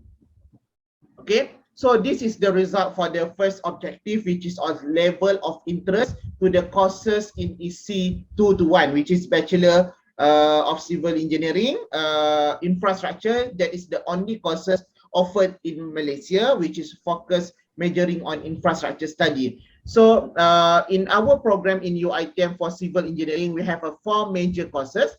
The first one is structural engineering. Second one is on geotechnical and also highway engineering. And then this one is for water resources, and this one is for the management. So if we have a look on the result for structural engineering, so most of the student is more interested into the courses that basic subject and also laboratory subject. So if we have a look on the standard deviation here, the highest is CS 420, 422, and also 410. 420 is static and dynamic because they are a new intake students, and then they still have a fresh knowledge about physics, maths, and also related subjects. So that's why they think that this subject is much more related what they have learned during their secondary school. So compared to other subject like 4 to 5, sorry, CS 4 to 5 is determinate structure. Sorry, this is actually CS 4 to 5 typo. Determinate structure. So this determinate structure is already advanced. So it's a new knowledge that they never learn it from secondary school. So they think that this subject is new to them. That's why it's quite hard for them to understand. And then if we have a look here, so this 410, which is engineering material laboratory, as I do already mention, they much more interested into this kind of subject because it is a practical subject. So they play with the concrete, they play with the sand, they may explore about the aggregates, they explore about the cement and so on. So it's much more interesting for them to explore a new thing because it is hands-on subjects. Okay, so if we have a look on these fields, so which is geotechnical and also highway engineerings. Okay, so if we have a look on the geotrend, so the most of these students is really interested with this field of subjects. Maybe, for example, geology, survey, and geotechnical soil mechanics is much more related to their daily life because geology is about earths. Okay, so about earths, so they learn about rocks and so on, and then I believe that they can visualize more compared to this structural subject. So so most of it they can find it surrounding of themselves. Okay, for example, when we talk about soil, so they can imagine that the soil at their house and so on. So that's why this subject is much more interested to them compared to another three fields. Okay, this one is for the water resources. So if we have a look here, it's quite high juga, okay, in terms of standard deviation, because of those subject is really related to their previous knowledge in physics or during their diploma level and so on. So if the knowledge is quite hard for them to digest, that's why the result will be very low. Okay, not very low, like it is moderate. So because in civil engineering, between these 4 fields, most of them are saying that this structural department subject is much more difficult compared to another 3 departments. Okay, so I am in structural engineering. So previously during my time, so we always say that all the structural subject is a very killer subject and so on, that may decrease their CGPA and so on. So I do believe that this is the perception that we have to change in order for us to make sure that these new students is really interested in the subject and can continue. If not, there is a possibility that they will go halfway, so they will stop and so on. Okay, so we have to examine all this from the early beginning of the semester. Okay, so this is the factor. So this factor is actually for the second objective, which is aspect that contributed to the interest in the courses of EC221. So all these 10 factors is already screening, so based on a lot of factors before we prepare the questionnaires. Okay, so we do the pilot study first before we develop the questionnaires. So this is the things that I do already mention to Wong. Okay, so we have to examine and screening first. So these 10 factors is become the factors that influence them to join these courses or think that these courses is interest or not. So the first one is the learning objective should be clear. Course content was organized and well planned. So they have a clear view about the subject. Course workload was appropriate. So if too much task, they will burn out. And then the fourth one is course organized to allow all students to participate fully. Instructors was an effective lecturers or demonstrator. Presentation were clear and organized. Instructor stimulated student interest. Instructor was available and helpful. The difficulty of the exam question is within the range of the student years, and grading was prompt and had useful feedback. So if we have a look here, the highest determination that we can have a look here is the course content was organized and well planned.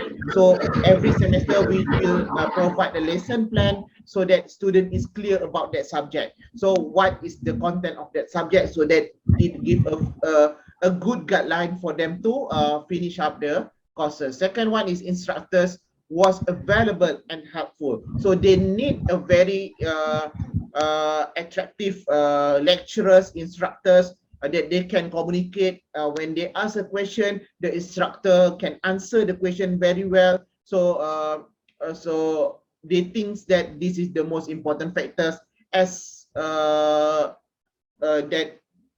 can drive them to love or not for that particular subject.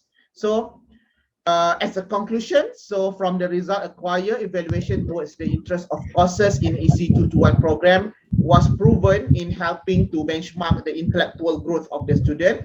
The involved students have agreed on the level of interest in the courses in EC221 program, which is include the courses of structure, geotrend, water resources, and construction, business project management. These four main division in EC221 program play a massive role in engineering practice.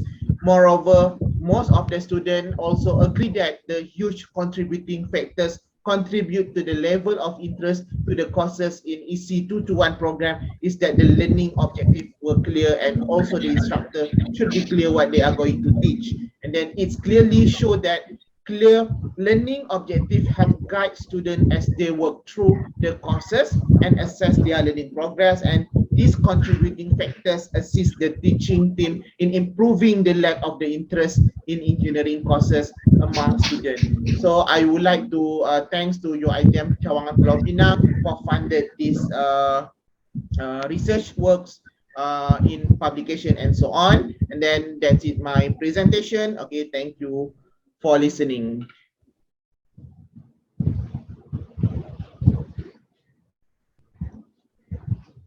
Thank you, Dr. Muhammad my presentation. Thank you. Yeah. Any question from Dr. Nur Hisham, from Ms. Wong? No, not right now. No. Untuk masa ni belum ada. I have a simple question. You have the number of sample is what, 46, right? Yeah. 46. That is the number of sample. And you mentioned the first year student come from 3 streams. That is from the matriculation, from diploma program, and also from polytechnic. Okay. Yes. Among these 3 groups, normally, this is probably a little bit outside from your research. which group actually are better performing in terms of their study? Okay, in my own opinion, diploma student from UITM itself who are pursuing their degree is better, okay, because of they have their own background before they are pursuing their degree. So if they are from polytechnic, because some of the polytechnic syllabus is not same as a UITM syllabus. Yeah. So most of the polytechnic is using Malay language as their method of delivering. So in UITM itself, so we are using fully in English. So most of them are better in terms of performing and understanding the knowledge, because these polytechnic students sometimes they try to adapt the learning method in UITM itself. Sometimes they feel difficult to understand, because me myself as an academic advisor for some of the polytechnic intake student, is quite hard for me to make sure that they are more enough and understand the system that we have. So as an academic advisor, we have to really make sure that why we have to do all the subject in English, why we need to deliver all those knowledge like this. So although their syllabus sometimes are same, but they use a Malay language in deliveries during their diploma level. So this polytechnic student, because they are fresh graduates from polytechnic, from school after SPM and so on, so most of them don't have a very wide knowledge about engineering subject. So they are some of them are fast learner because they are fresh, and then they are good in English because they are obtain a good result during their secondary school, SPM, matric, and so on. But for us to make sure that they love these courses, because some of them is not joining these courses because their choice, sometimes because of the parent choice, because they don't have much more opportunity to enter the university, they just choose the course. So it's really important for us to make sure that this a new batch of students love this course. So for the matric intake, it's quite difficult for us to make sure that they are love into civil engineering, fall in love into civil engineering. So some of them thinking that what is civil engineering? So what is so interested in civil engineering compared to medical, law, accounting? They already have a very specific view. When we talk about civil engineering, they don't have a very specific view. So the first year student have to drill their mind so that they fall in love in civil engineering courses. So that is my opinions. So what is the rate like they will continue pursuing the engineering course? I mean, they don't. I'm not sure, Doctor, right now. But from our academic mission, we every year we will have an exhibition, academic exhibition. For each of the university in Malaysia, we have that program to attract the new students intakes and so on. So most of them is not interested in engineering courses, because they think that after they are graduating, it's quite hard to get a job. So they love to join the courses that more skills based. For example, culinary arts, hotel tourism management, and then a lot of IPTs in Malaysia right now is offering all those hands-on or skill subject like polytechnic itself. Okay, polytechnic itself. So most of student is also interested to join polytechnic because the teaching and learning process at polytechnic much more hands-on. So this young generation love that kind of situation. They teaching method. So in university, mostly they're thinking that it's only theoretical and so on. So year by year, actually, the application for engineering student is quite the numbers is decreasing for your information. So previously, we may have a one batch about 100 plus. Sometimes nowadays is only 70. For this batch actually only 49. So it's not consistent because that's why they think that the engineering courses is quite difficult or to get job afterwards, and I don't know why, because me myself as an engineering lecturer, the problem is after we graduate, the problem is the salary for engineering field is quite low compared to other fields. So for your opinions, like me myself, after I'm graduating in 2010 and 2008, so my starting salary is only 1,800 to 2,000. And then I met my student last year. They joined the interview.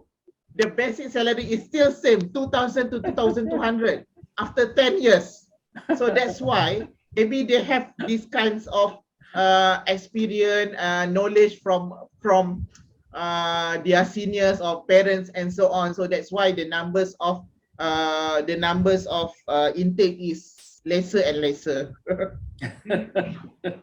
Okay. Interesting subject also. Interesting subject to point actually. Okay, is there any question?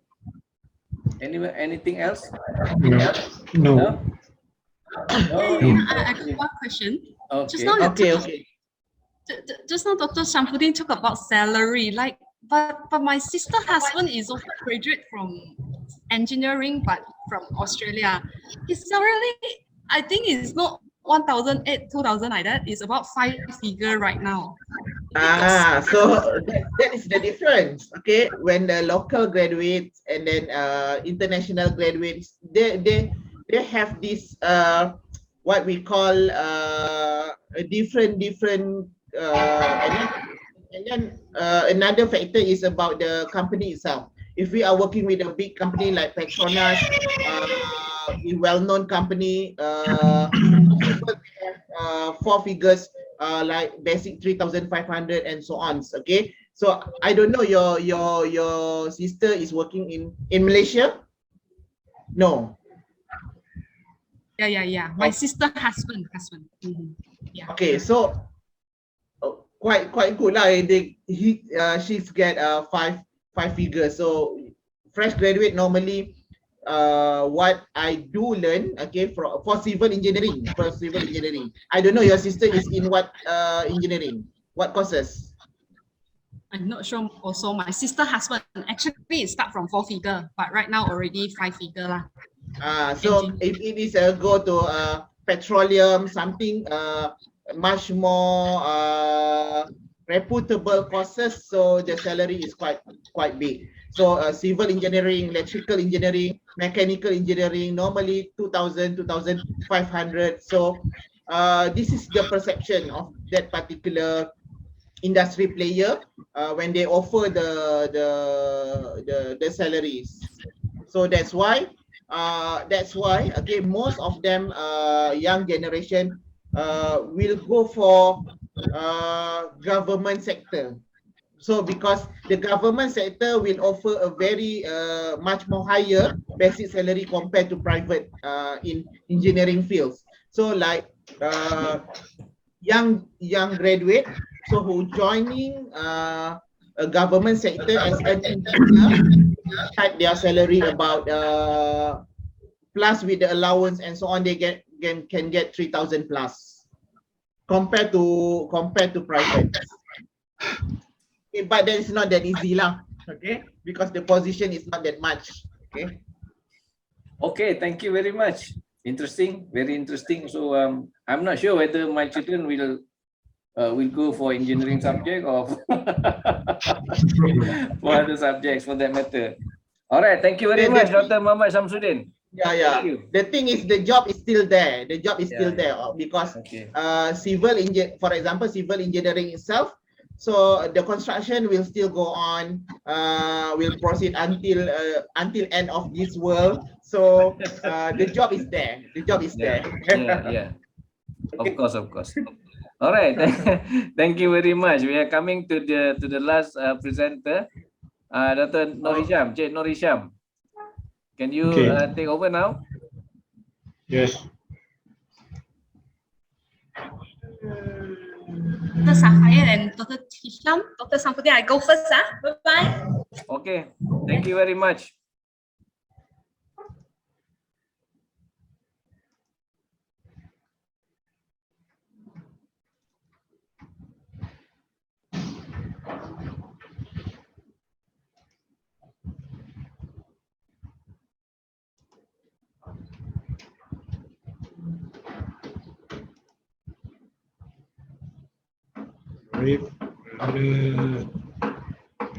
Boleh share you punya presentation, ada button share tu.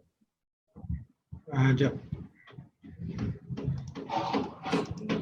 Saya punya skrin hilang ni, mana pergi? Share. Okey, ni dia.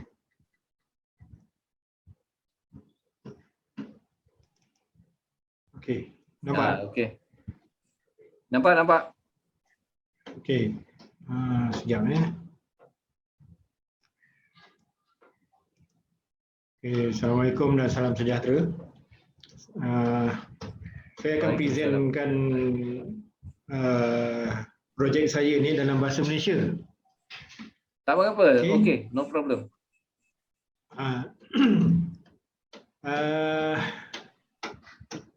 Saya akan presentkan projek saya ini. Tajuk ini adalah berkaitan dengan sistem Swiss kawalan pintar untuk mengawal pengurusan mesin di Politeknik Tun Said Nasir Said Ismail. Ini salah satu kenapa pelajar berminat di Politeknik, sebab masuk ke bengkel.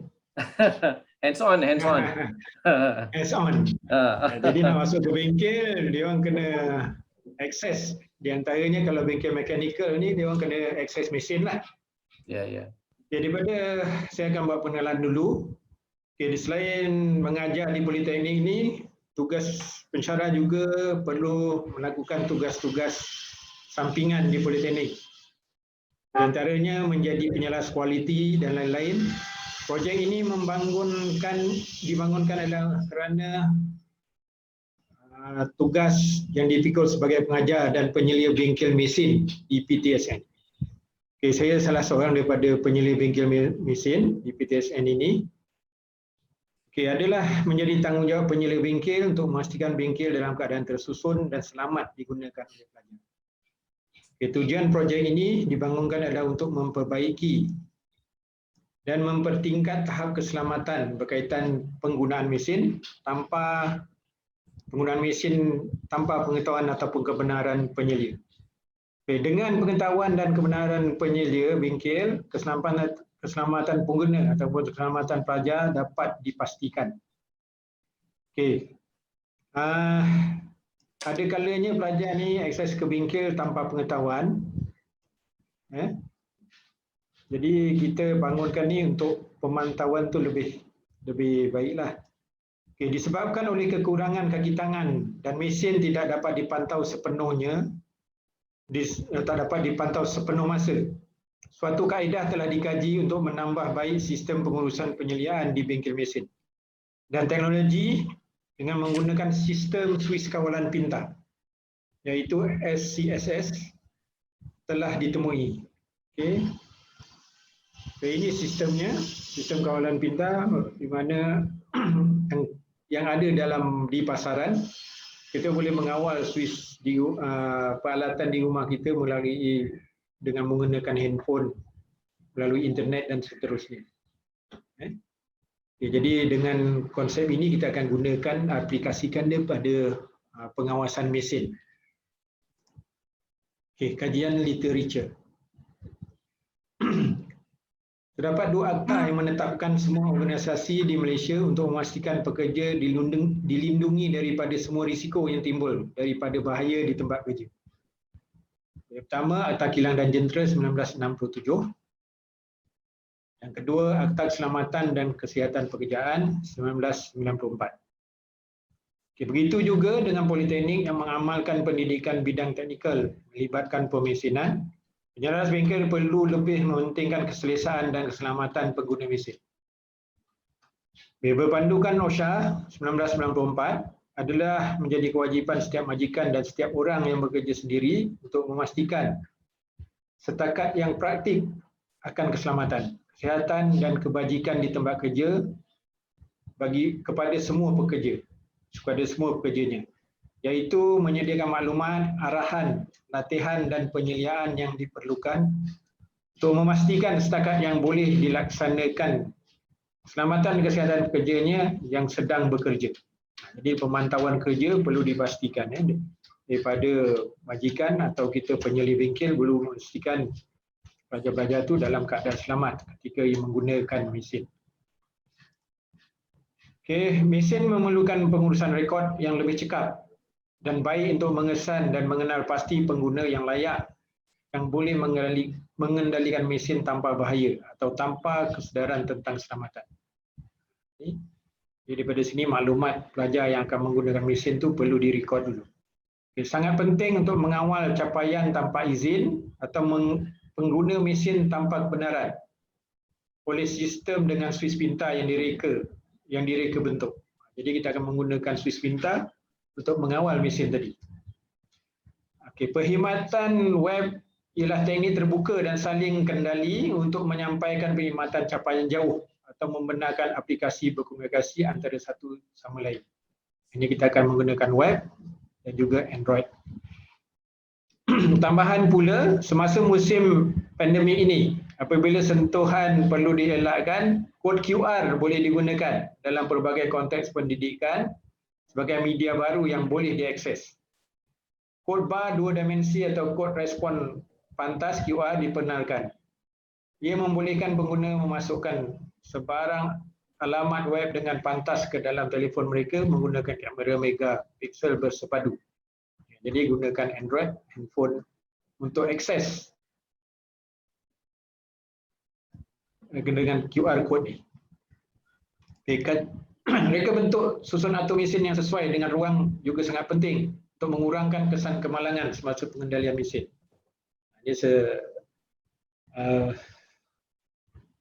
Mesin-mesin memang telah disusun atur mengikut kedudukan dan kesesuaian keluasan tempat dan juga keperluan pelajar setakat ini. Ketiga-tiga kaedah pengurusan ini iaitu susun atur mesin yang baik, kod QR dan SCSS seharusnya dapat membantu di samping memudahkan kerja-kerja menyelia mesin dan seterusnya menyelia bengkel. Sekaligus dapat mengurangkan dan mengelakkan kemalangan serius berlaku di bengkel mesin. Oleh itu, kaedah pengurusan ini seharusnya menjadi panduan kepada semua politeknik di Malaysia. Jadi kami cadang menggunakan projek ini dan boleh diaplikasikan di mana-mana politeknik seluruh Malaysia. Baik, kaedah kajian. Matlamat utama projek ini adalah untuk membangunkan sistem yang mampu memantau pengguna mesin pada jarak jauh dengan cara yang terkawal. Yang dikenal pasti semasa penilaian ialah sistem kod QR yang digabungkan. Okay. Salah satu penyelesaian dengan suis kawalan pintar Arduino, di mana kod QR diperlukan sebagai perantara oleh pelajar untuk pergi ke platform borang Google, gunakan Google Form untuk mendaftar menggunakan mesin. Jadi pelajar memilih mana mesin yang mereka akan gunakan, dia akan buat pendaftaran pada Google Form.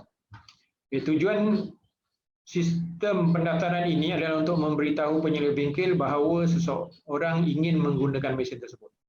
Daripada pendaftaran pelajar dah buat di Google Form, pensyarah ataupun penyelia yang terlibat memantau ataupun menyelia bengkel ketiga itu akan dapat signal daripada handphone dia. Okay, ini user device for registration, pelajar masuk scan QR code, isi Google Form melalui internet, supervisor memberikan authority atau memberikan kebenaran melalui internet, web apps, Arduino ni tadi, dan kemudian kita akan on-kan. Maknanya penyelia yang mendapat maklumat tadi akan on-kan dan seterusnya SCSS iaitu Arduino pada yang kita akan gunakan pada switch utama mesin akan on ataupun off kan mesin. Okey. Ini perjalanannya flow dia. Okey, kaedah kajian. Sistem switch kawalan pintar SCSS akan membolehkan penyelia bengkel menghidupkan switch utama mesin dari jarak jauh. Input dalam borang Google Form adalah termasuk prosedur operasi standard SOP mesin.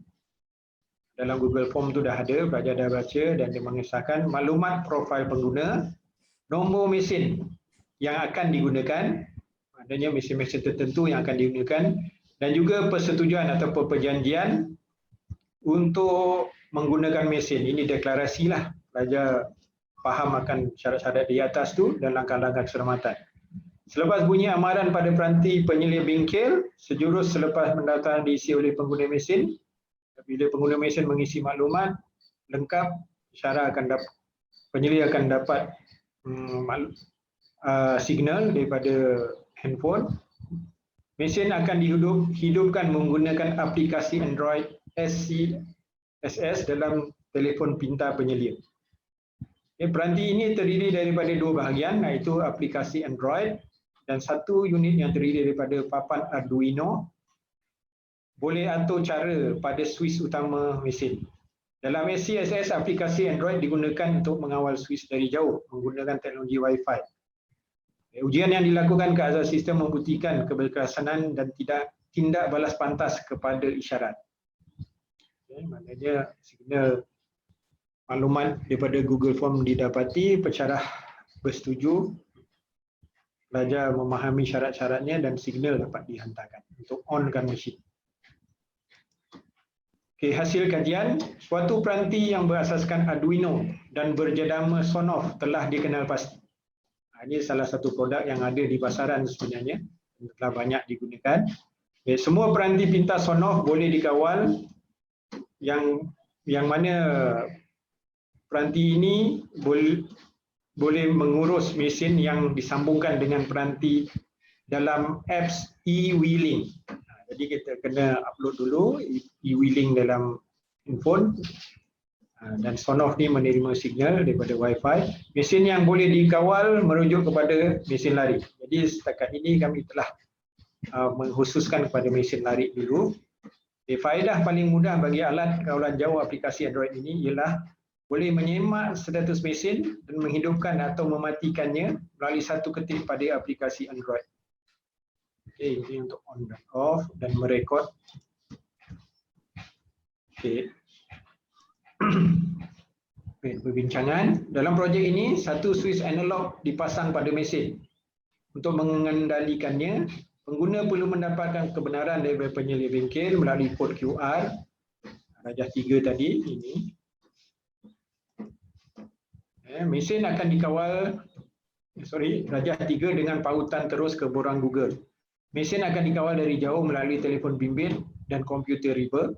Switch pintar sudah wujud di pasaran hari ini dengan begitu banyak jenis dan model serta disertakan dengan aplikasi web mereka sendiri. Jadi pengeluar produk yang saya sebutkan tadi, Sonoff ni, dia ada web. Justru hasil projek ini berfungsi dengan menggunakan aplikasi web untuk mengawal operasi switch mesin. Okay. Pelayan awan ini website dicipta untuk persekitaran tempat switch dipasang. Pengguna berkomunikasi dengan penyelia bengkel dan melalui aplikasi web yang disediakan oleh pengeluar SCSS. Ini e-wheeling tadi. Prosesor kemudian mengawal switch berdasarkan arahan yang diterima daripada pengguna dan juga mengemaskini penggunaan tentang status switch selepas operasi kawalan dilakukan ke web dan meningkatkan keselamatan mesin.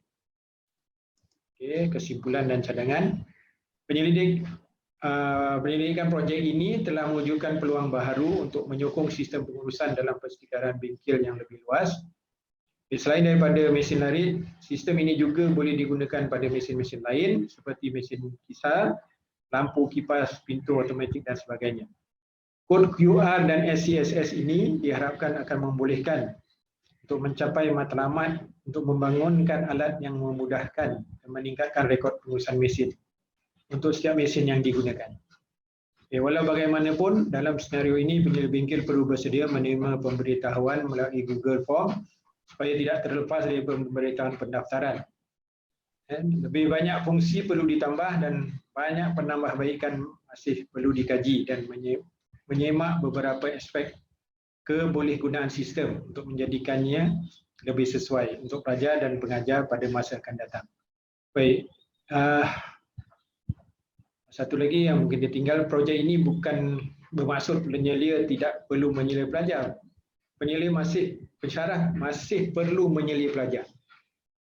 Dan sistem ni adalah untuk penyelia bengkel secara keseluruhan.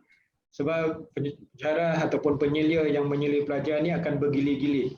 Tetapi penyelia bengkel yang khas untuk bengkel mesin ni ada dua orang yang tertentu saja. Okay. Sekian, itu saja dengan saya. Ini rujukannya. Yang ni ahli kumpulan kami dan terbagi kepada dua kumpulan ni. Satu kami gunakan di bengkel mechanical dan satu lagi di peralatan electrical, di bengkel elektrik. Sekian, terima kasih. Terima kasih Cik Nur Hisham. Menarik juga ni subjek ni. Apa ni, SCSS tu adalah dibangunkan oleh pasukan tuan ke? Maksudnya SCSS tu memang dah ada di pasaran, cuma kita aplikasikan penggunaannya di bengkel mesin ni lah. Okey. So kalau maksudnya sekarang sistem tu dah berjalan secara production lah, in production use now. Ya, memang dah ada. Terutamanya produk yang kami gunakan jenis Sonoff tu, berjenama Sonoff tu rasanya amat sesuai lah sebab dia banyak pilihan. Okey. Dan dah ada.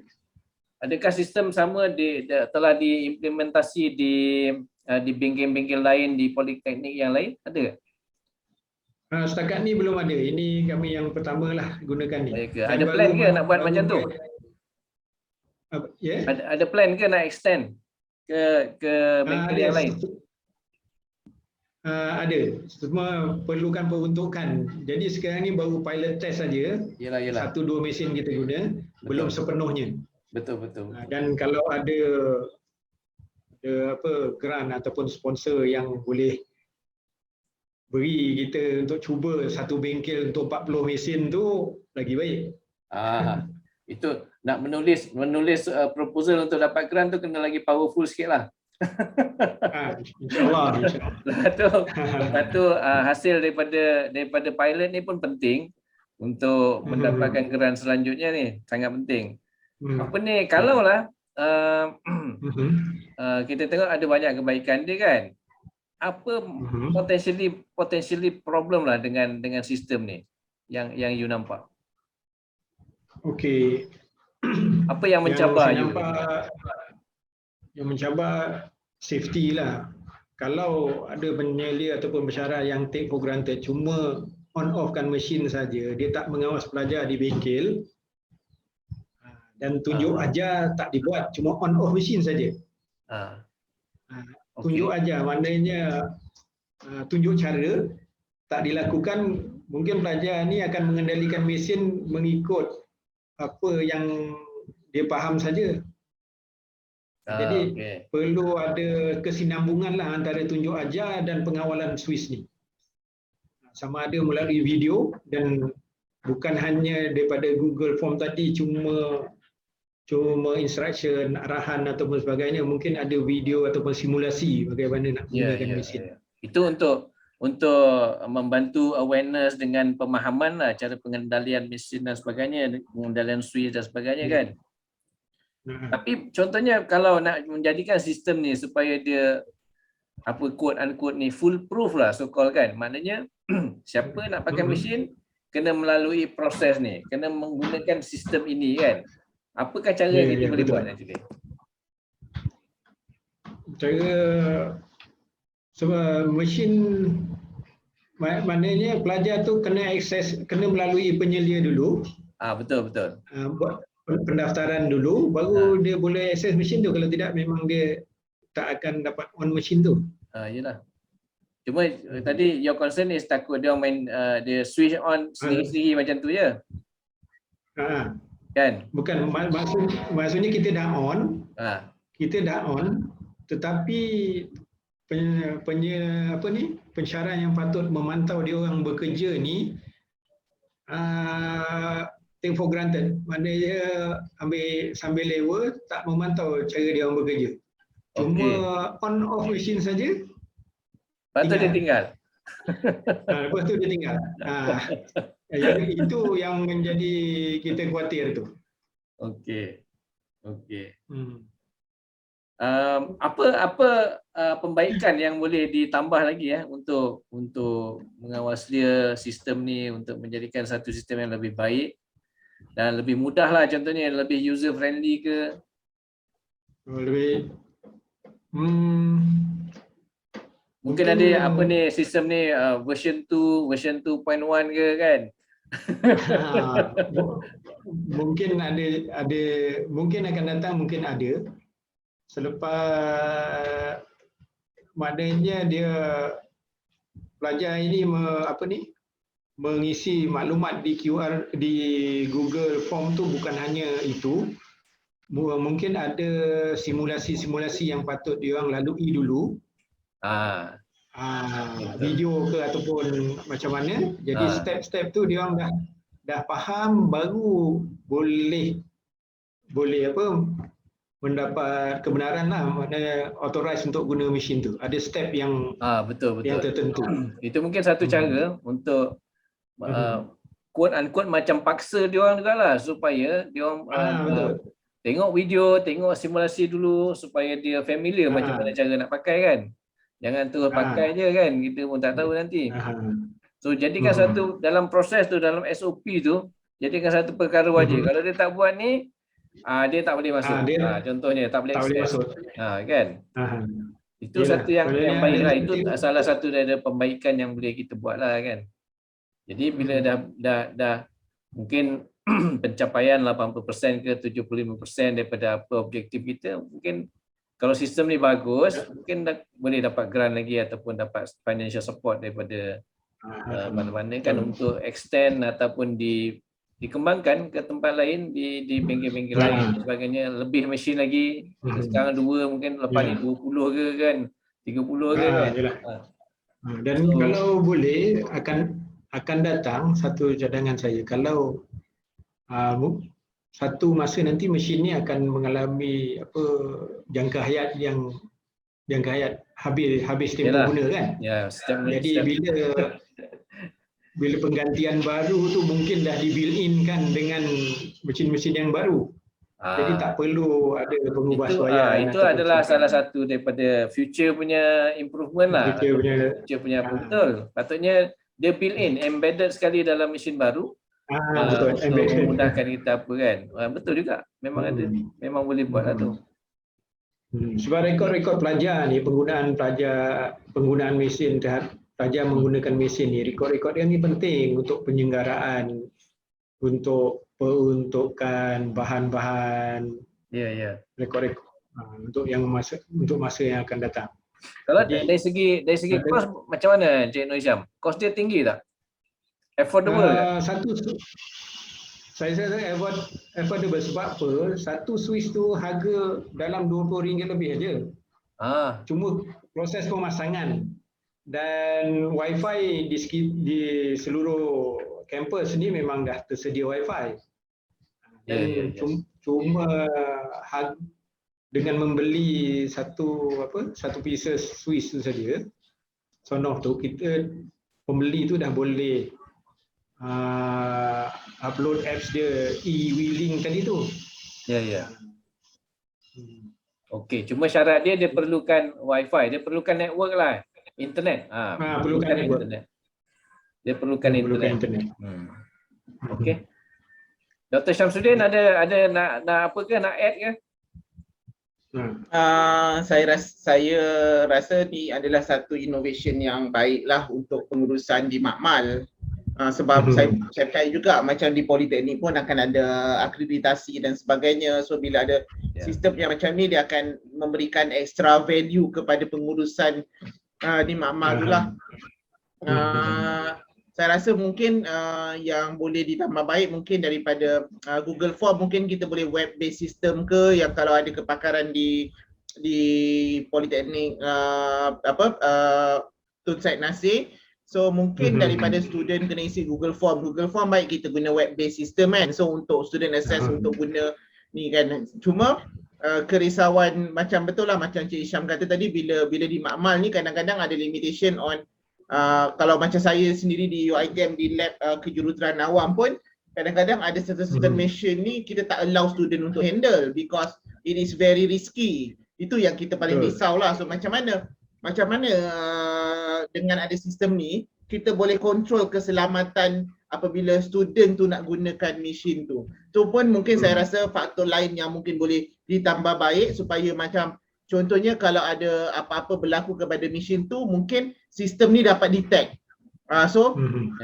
Bila sistem tu dapat detect, so kita boleh tahu siapa yang menggunakan mesin tu dan sebagainya. So because bila kita buat sesuatu ni, dia mesti ada part on macam mana kita nak control sistem yang kita buat ni boleh dikawal dengan baik lah supaya penggunaannya tu apa-apa pun innovation yang kita buat kan. Macam contohnya saya buat web based system sendiri pun macam mana kita kontrol bahawa pengguna tu tak menyalahgunakan sistem yang kita ada tu.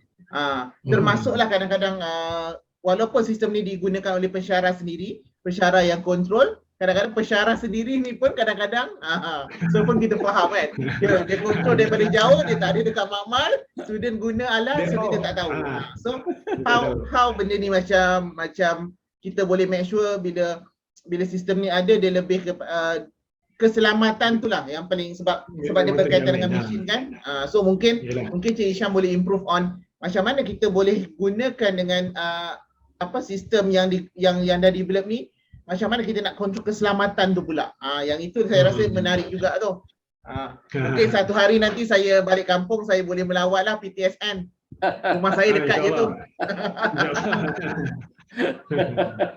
Cik Dr. Syamsuddin daripada Pagoh ke?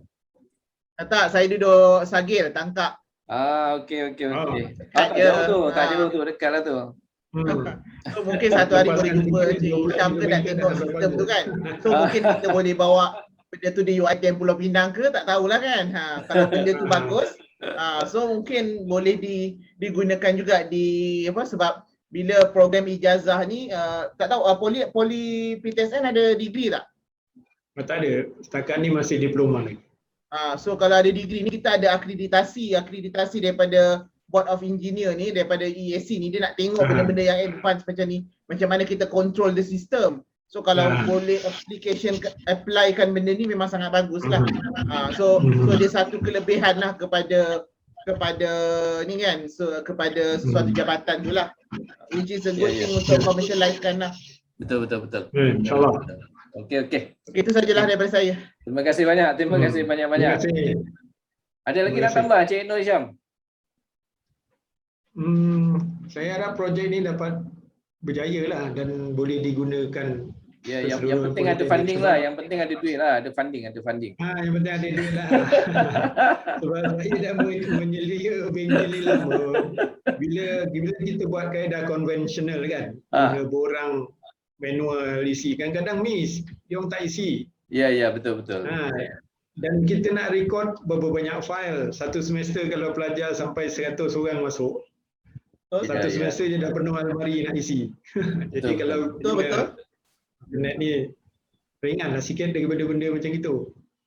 Betul lah. Dan bila kita nak akses semula, kita masukkan nombor pelajar je, kita dah dapat maklumat dia. Ya. Okey, terima kasih banyak-banyak Cik Nur Isyam and the team. A good presentation. So I guess kita coming to the end of our presentation session. Kalau ada soalan lagi nak tanya overall, anything about the conference ataupun about what next and so on, sila Otherwise kita boleh call the session. We can adjourn the session lah. Ada? Tak ada. Kalau tak ada, then yes, on behalf of our organizing committee, I would like to extend our deep appreciation for Encik Nur Hisham and then Dr. Muhammad Shamsuddin, Ms. Wong Daidi just now, Nora Shikin also for joining this virtual conference. It has been very interesting to me. To me, it's always a new thing to learn. Thank you. We hope that you all are successful in your future undertaking. And then I hope I have the opportunity also to host you again in our future conferences. Okay. So with that, saya nak ucapkan selamat berpuasa. Ambil peluang 10 hari terakhir ni. And then also selamat Hari Raya.